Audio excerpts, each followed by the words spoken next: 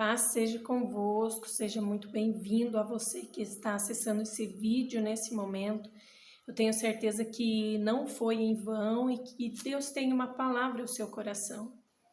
E a mensagem que eu quero deixar ao seu coração nesse momento está em 2 Samuel, no capítulo 23, do verso 20 até o 23, onde a palavra de Deus vai falar sobre Benaia, um homem que era um dos valentes de Davi, um homem que era um dos cabeças, um homem que exercia liderança, um homem de confiança e um homem que foi conhecido por sua coragem. Então vamos à leitura. Também Benaia, filho de Joiada, era homem valente de Cabzeel e grande em obras. Feriu ele 2 heróis de Moabe. Desceu numa cova e nela matou um leão no tempo da neve. Matou também um egípcio, homem de grande estatura. Olha só. O egípcio trazia uma lança, mas Benaia o atacou com um cajado. Arrancou-lhe da mão a lança e com ela o matou. Estas coisas fez Benaia, filho de Joiada, pelo que teve nome entre os primeiros 3 valentes. Era o mais nobre do que os 30, porém, aos 3 primeiros não chegou, e Davi o pôs sobre a sua guarda. Olha, um homem que estava, vamos dizer, na candidatura para chegar entre os 3 primeiros dos valentes de Davi, mas ele não conseguiu atingir esse posto, alcançar este posto, melhor dizendo. Mas ele ficou como capitão da guarda, um homem de confiança que guardava o rei Davi.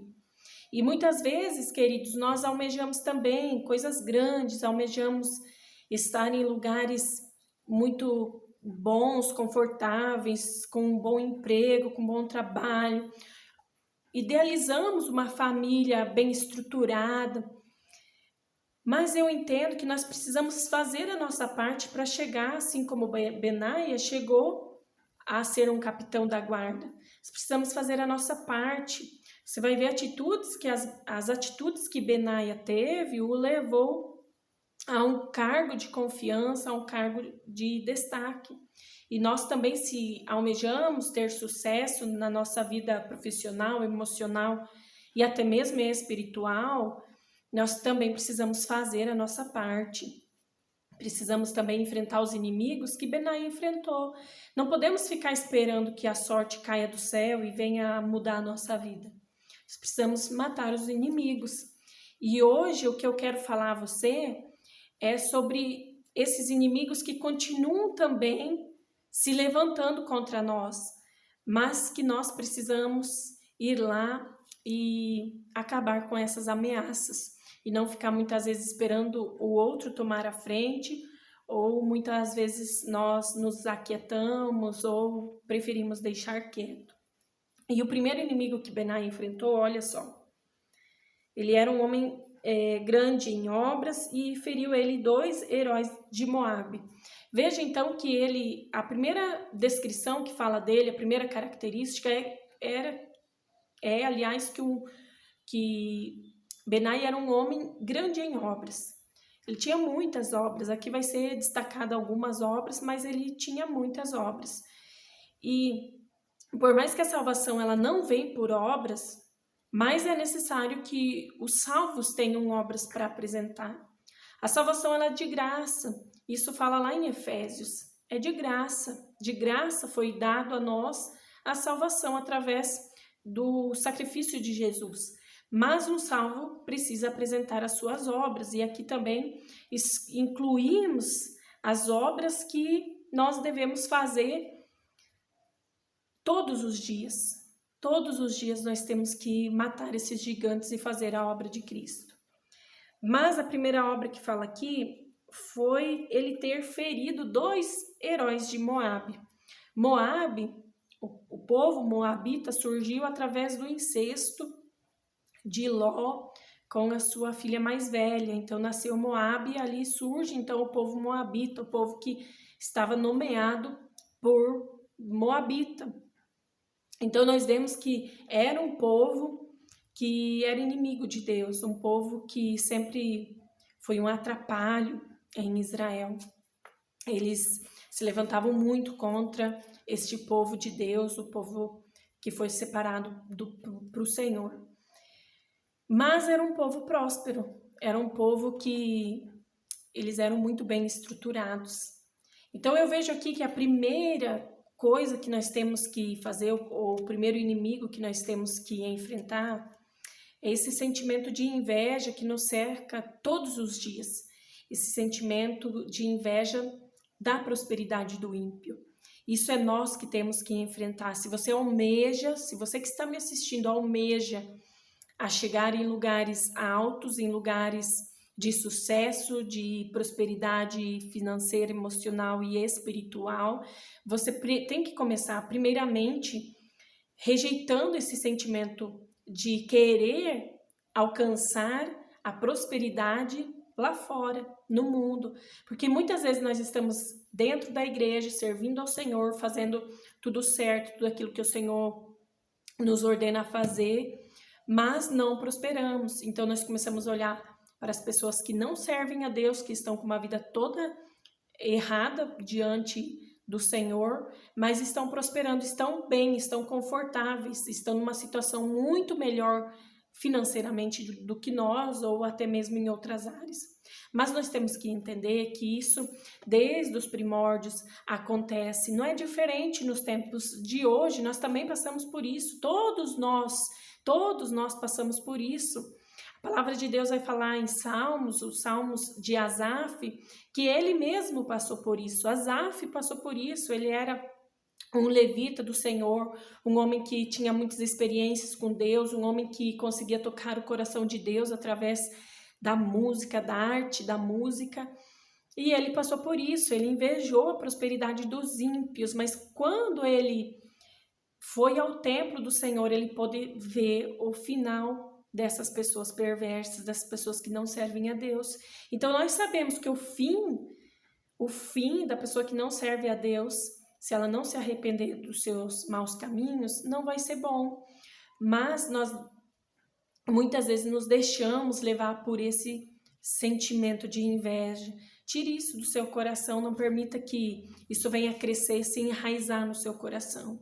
Tem afastado muitas pessoas da presença de Deus, esse sentimento tem levado muitas pessoas à ruína.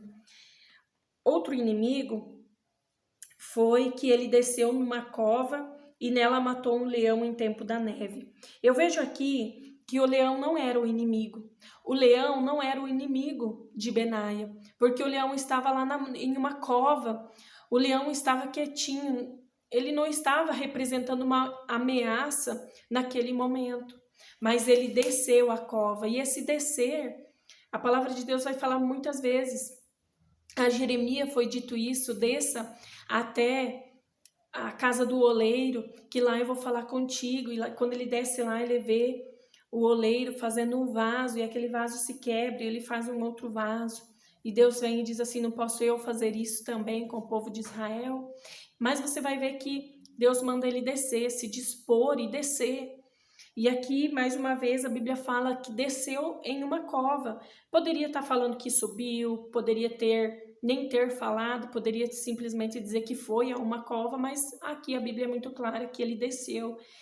E nós também precisamos descer no orgulho, descer nessa confiança em nós mesmos, que nós podemos fazer as coisas sem Deus. Nós precisamos nos humilhar perante o Senhor, nós precisamos deixar esse sentimento de orgulho, deixar Deus tomar conta da nossa vida, da nossa família, de tudo aquilo que nos cerca, nos humilhar perante o Senhor, para que Ele venha nos ouvir.